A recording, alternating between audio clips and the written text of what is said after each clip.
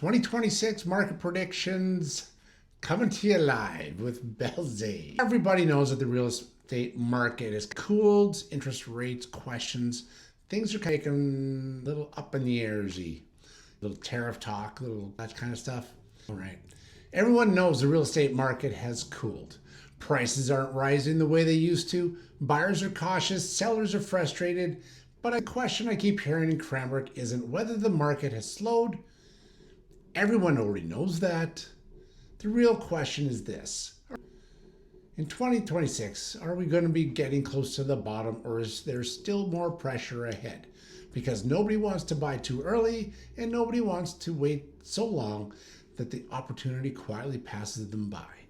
And Cranbrook, more than most Kootenay markets, sits right in the middle of that decision. Because Cranbrook, first of all, right? Let's just talk about this for 1 second.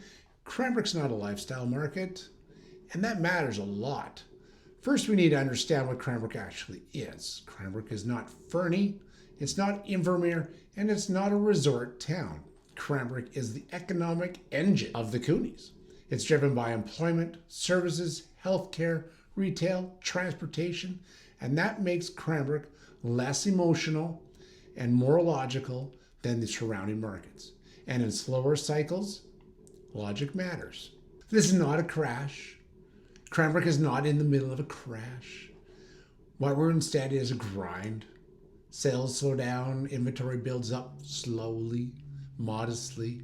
Prices soften, but they don't collapse. That's because Cranbrook's demand doesn't disappear when confidence fades. People still need jobs, schools, hospitals, places to live, affordable housing. So instead of dramatic drops, Cranbrook grows through extended plateaus. And that's exactly what we're seeing heading forward in 2026. Now let's talk about the inventory development and supply pipeline in Cranbrook. Well, this is where Cranbrook differs sharply from Fernie and Sparwood. Cranbrook can build, and historically it does, lots. What's happening now?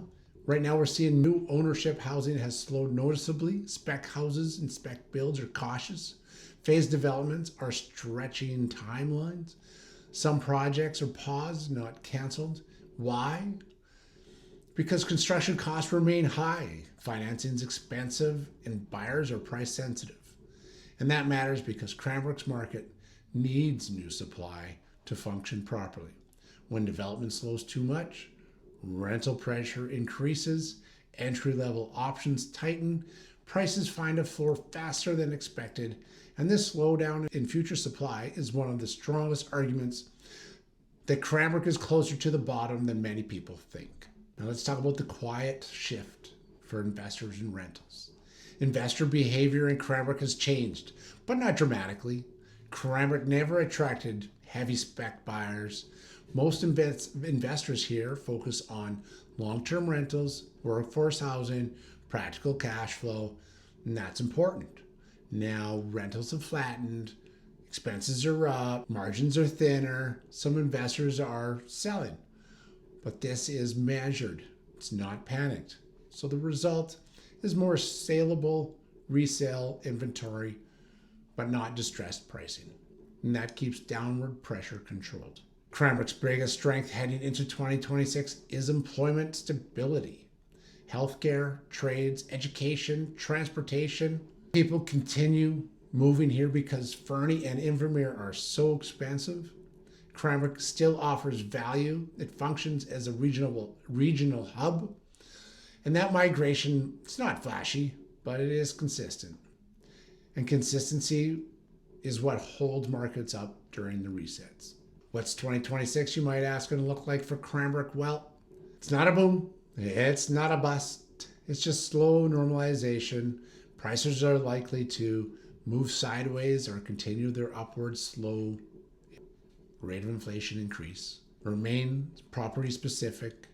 Reward realistic sellers. Punish overpricing. Don't overprice your house right now if you're trying to sell it. Cranbrook does not rebound quickly, but it also doesn't unravel quickly. The bottom here forms quietly though, through seller fatigue, buyer confidence returning slowly, fewer builds entering the pipeline. So who is this market for and who should wait? Well, this market is going to reward first-time home buyers, relocating families, long-term owners, buyers focused on function, not speculation, and this market is going to absolutely punish short-term flippers, over-leveraged buyers, trying to time the exact bottom, because you are not going to be the one that does that unless you just get lucky, and those expecting rapid appreciation. Cranbrook has never been about hype. It's about livability, employment, and value. A lot of people are waiting for this dramatic signal that it's safe again, and that signal probably won't come.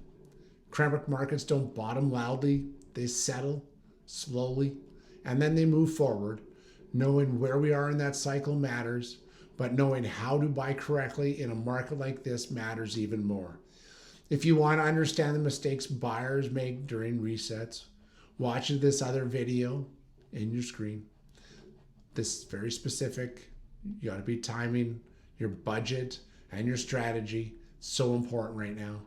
There's a booking link if you want. Give me a shout. I'll see you in the next video. Peace.